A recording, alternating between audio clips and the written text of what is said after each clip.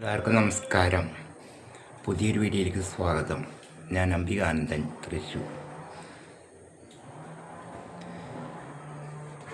അപ്പോൾ കുട്ടിയമ്മ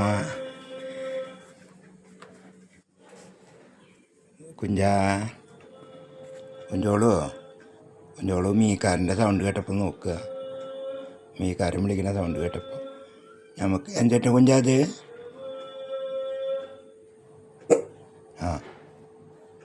ആരാത്?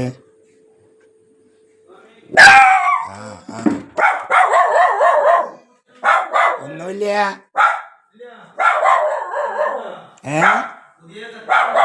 വേണ്ട, കത്തറ മുറിച്ചേക്കണവരാ. വേണ്ട,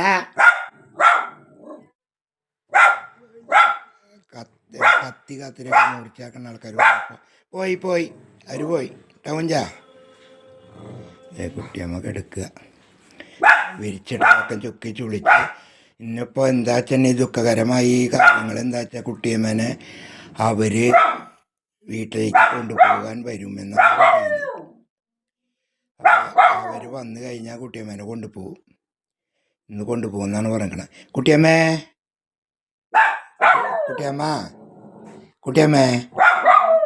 വീട്ടിൽ പോവുക, വീട്ടിലേക്ക് പോവുക.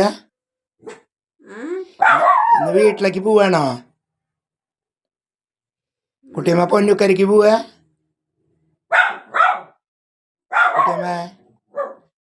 കുട്ടിയമ്മ പൊന്നുക്കരയ്ക്ക് പോവാണോ?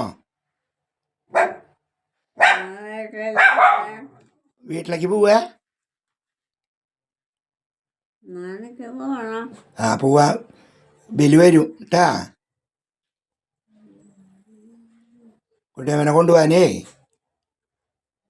കുട്ടിയമ്മ ബില്ല് വരും കൊണ്ടുപോവാൻ. ഇന്ന് പോണ്ട? വീട്ടിലേക്ക് പോണ്ട? പോണ? ആര്? നിങ്ങൾ പോണ്ട? കുട്ടിയമ്മ പോണ്ട വീട്ടിലേക്ക്? അപ്പൊ വരും ഇന്ന് ബില്ല് കൂട്ടാ. അപ്പൊ ഇന്ന് ബില്ല് വന്നിട്ട് കൊണ്ടുപോകും കുട്ടിയമ്മനെ. കുട്ടിയമ്മയ്ക്ക് വീട്ടിലേക്ക്. കുട്ടിയമ്മ എവിടെ നിന്നാലും കുട്ടിയമ്മയ്ക്ക് സ്നേഹം, കുട്ടിയമ്മയ്ക്ക് കുടുംബക്കാരോടാട്ടാ. എത്ര ഇതായാലും വീട്ടുകാർ, ചേച്ചിയുടെ മക്കൾ ഒക്കെ ഭയങ്കര ഒരിതാ കുട്ടിയമ്മയ്ക്ക്.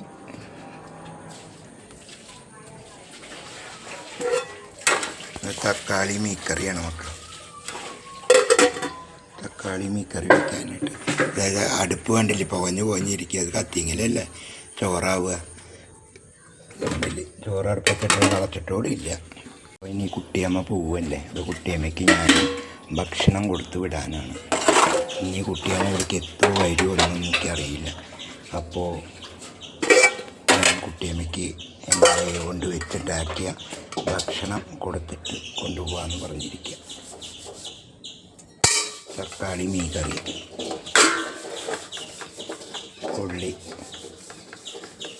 ഉള്ളിപ്പേരി, പപ്പടം. അപ്പം ഞാനിത് കൊണ്ടു കൊടുക്കട്ടെ.